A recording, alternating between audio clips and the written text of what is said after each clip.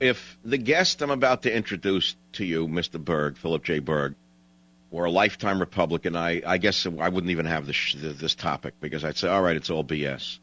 But I'm shocked that he's a Democrat, a lifetime Democrat, former Attorney General. He's filed a lawsuit demanding that Obama present proof of his American citizenship.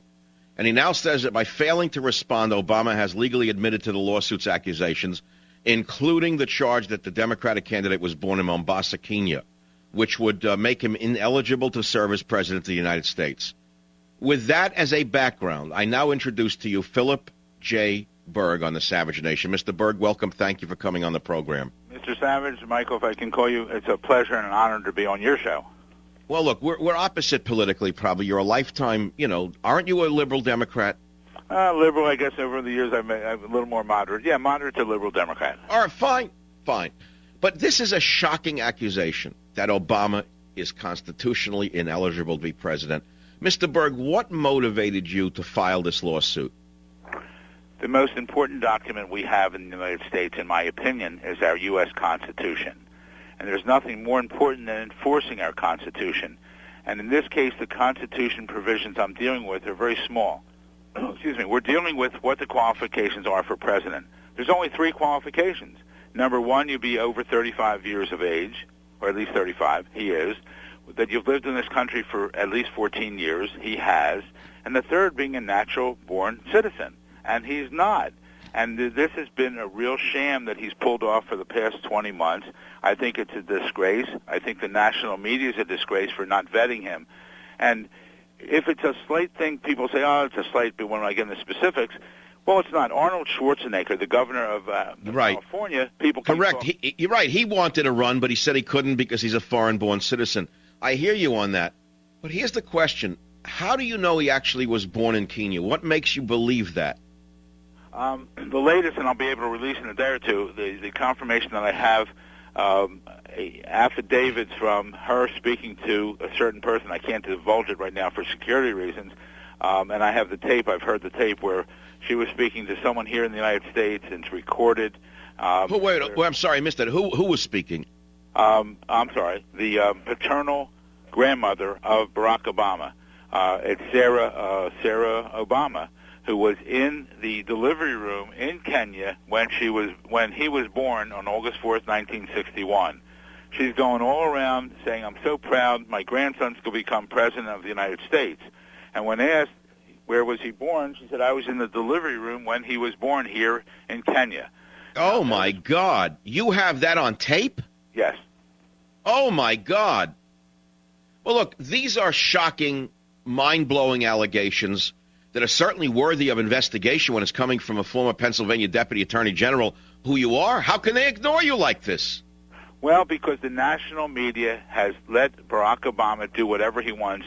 They have not vetted him. I mean, just take Governor Palin. Look what's happened to her in the past month. That's one of your Republicans. I think it's a disgrace what they did to her, but they're allowed to do that. But if they're doing that to Palin, why haven't they done that to Barack Obama? Nothing. Everything is like no big deal. I mean, Reverend Wright was no big deal. Bill Ayers, no big deal. Bernadette Dorn, no big deal. The fact that he doesn't release his medical records, no big deal. The fact that he doesn't release his records from Occidental University, Columbia University, or Harvard Law School, no big deal. Now, that's a question. Someone raised that earlier. Why won't he release his college records? What do you think that's about? I really think it's about, the more we thought about it, we think it's because it probably indicates he's either from Kenya or Indonesia, and he probably applied for it and received foreign aid. And that's oh, my God. Oh, my God. This is a mind-blower. Well, what chance do you have, Mr. Berg, of making this the October issue? I mean, this is as big an issue as it can get. How could this be covered up this long is the question. And how long can the opposition hold back this question? How is this possible? I don't know. I guess everyone's afraid to touch him because everyone thinks that if you say anything about Obama, then you come up with an issue it's racial. And first off, to counter that argument, we have the Republican Democrat with me already. I happen to be white, but I also happen to be, for the last 20-some years, a paid-up life member of the NAACP. So I'm the guy out here who can say these things, and I feel very confident saying these things. But see, if I was wrong, what I've been saying since for the last 8 weeks the suit's been around, Barack Obama, if I'm wrong, produce your birth certificate, and I'll go away. But see, he delayed so long in producing his birth certificate, it caused us to do further investigation, and we really pulled all the laws in Indonesia, and there we found out that and parts in his book, he's cocky. In his book, he says his parents divorced, his mother remarried, and she remarried here in the United States. And he says in his book that my stepfather, Lolo Sotoro, went back to Indonesia before my mother and I. And when we went to Indonesia, I immediately went to school. Well, that's significant because during the 1960s, Indonesia had troubles. They were at war. They had a lot of troubles in there. The only one who could go to school in Indonesia were natural-born citizens of Indonesia. Now, we know he wasn't born there, but how did he... That was the period when Suharto was president? I'm not exactly sure, but I know it was during troubled times, and the only one who could go to school there were people. All right. So, you couldn't go to school as a foreigner in plain English. Right. So, absolutely. So what happened is his stepfather did one of two things. He either adopted him, we're not sure about that, or he acknowledged him. But then he went to school. Now, there's evidence of that, and it's on our website, theobamacrimes.com, because we have a copy of his school record from over there, which lists his name as Barry Sotoro, Soetoro. It lists his nationality as being Indonesia, and it lists his religion of being Islam, even though he says I was never a Muslim. Now, and I don't care about religion. That's not the point. The point is here, that's what he was registered, that's what his name was, which brings another issue. His name today, unless he legally changed his name thereafter, his name right now, the legal name, might be Barry Sotoro. Now, when he came back from Indonesia, he had to go through immigration. Now, he was 10 years old, so maybe he did, maybe he didn't. If he went through immigration, he would have been given a certificate of citizenship because he was a citizen of Indonesia. But the certificate of citizenship would have only given him being a naturalized citizen, not a natural born. Naturalized is like Arnold Schwarzenegger. Then he could not run for president. So if he has that document, that's not why he's showing it. On the other hand, if he didn't go through immigration, which is a possibility because he's 10 years old, his mother's in Indonesia, she sent him back to live with her parents in Hawaii, and it's possible he didn't go. If he didn't go through immigration, think about it. He now is and has been an illegal alien.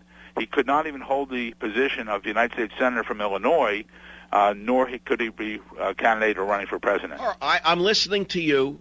I believe you for one main reason. I never would have even believed this at all because I would figure it's a smear campaign. But when I see that you've been a lifetime liberal Democrat and also the former Deputy Attorney General of Pennsylvania, how could people not take you seriously? Well, I'm glad because what I'm saying I believe 100%, and it is true.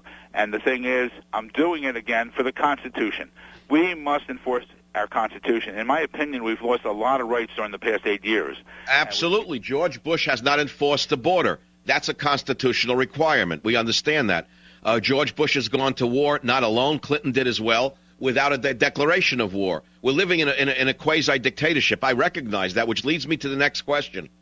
Are you at risk for your life? Do you fear for your safety? Have you had any threats? I have had no threats, but people are forewarning me that I have to be careful. So I pray not. I'm here destined, hopefully, to.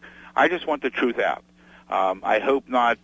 People forewarning me, but I've received no threats. And all right, let's go to the next step.